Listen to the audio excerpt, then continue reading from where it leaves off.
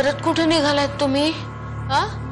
आणि सत्य आहे ना घरात? त्याला आधी भेटू दे मला. एक मिनिट थांब. कुठे चालली आहेस गाई गाईने?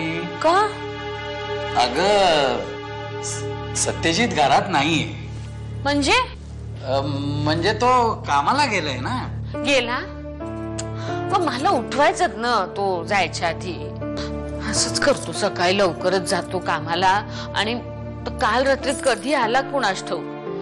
त्याला काहीतरी महत्वाचं बोलायचं होतं माझ्याशी, राहून जातं ना मग ते. काय झालं, सकाळी त्याला एक एकदम महत्वाचा फोन आला होता. केरळला काहीतरी कॉन्फरन्स होती का आहे त्याची आता या 2-3 दिवसामध्ये केरळला. म्हणून मग तो न सांगता गेला ना पटकन कामाला. त्याला एक काही कळत नाहीच, ती गोष्ट वेगळी. तुम्हाला नको का हो काही कळायला? परिस्थिती काय आहे घरात, त्याला थांबवायचं ना तुम्ही. आता 2-3 दिवसात तो आला ना की तू बोलच त्याच्याशी आणि चांगला डांबून ठेव त्याला. बोले ना. आओ आता तुम्ही कुठे चाललात? मी कुठे चाललोय? मी जातोय म्हणजे तू नंतर बोलशील ना की एवढं लग्न ठरलंय, लग्नाची तयारी वगैरे करताय की नाही, म्हणून मी लग्नाच्या तयारीला चाललोय बाहेर.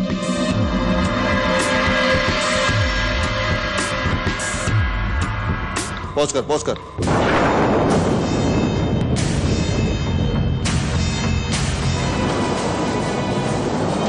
हा पोर्शन जरा क्लिअर करून मागवून घे रे. डॉक्टर.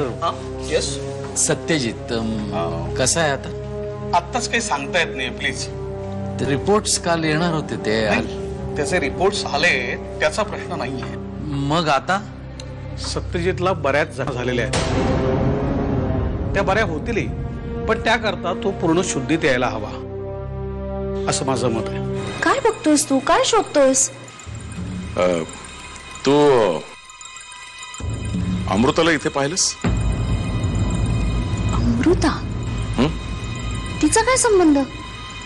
नाही, मी इथे दवाखान्यात तिला पाहिलं. मला आत्ता या विषयावर बोलायचं नाही. माझ्यासाठी सुरू महत्वाची. साफ विसरून गेली बिचारी. काय वाढून ठेवलं हिच्या नशिबात देवास ठेव. साखरपुडा झाला आणि सत्या घरातून अचानक निघून गेला. आता लग्नाची बोलणी ठरली, हे असं झालं. आता लग्न परत लांबणीवर गेलं.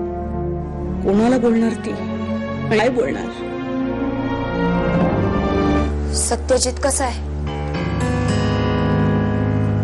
दीदी, अगं तू अशी का आलीस?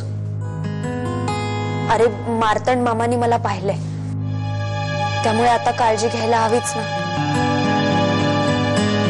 मला एक कळत नाहीये, तू तुझ्या मामा मामींबरोबर का नाही येत? ह्या सगळ्या गोष्टी बोलायची ही वेळ नाहीये. तरी पण ऐक, काय सांगू मी त्यांना? मी इथे कशी काय? बघ, पुण्यात कुणीही येऊ शकतं. बरं, पण माझा नवरा जावेद तो कुठे आहे?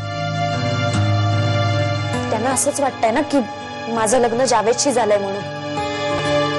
काय उत्तर देणार आहे मी त्यांच्या प्रश्नांना? सॉरी. सत्यजितचे बाबा पण सतत त्याच्या बरोबर असतात. त्या बाबांना कळलं तर बघ, मला कोणतेही प्रॉब्लेम्स अजून क्रिएट करायचे नाहीये. बरोबर आहे तुझं. सुरुची आणि सत्याचं कळलं की मगच आपण बोलूया. समीर, पण सची तब्येत कशी आहे आता? आता आत बघायला सोडतायत त्याला. त्याचे वडील गेलेत आता आत. मला पण पाहायचंय रे त्याला. अगं पण कसं?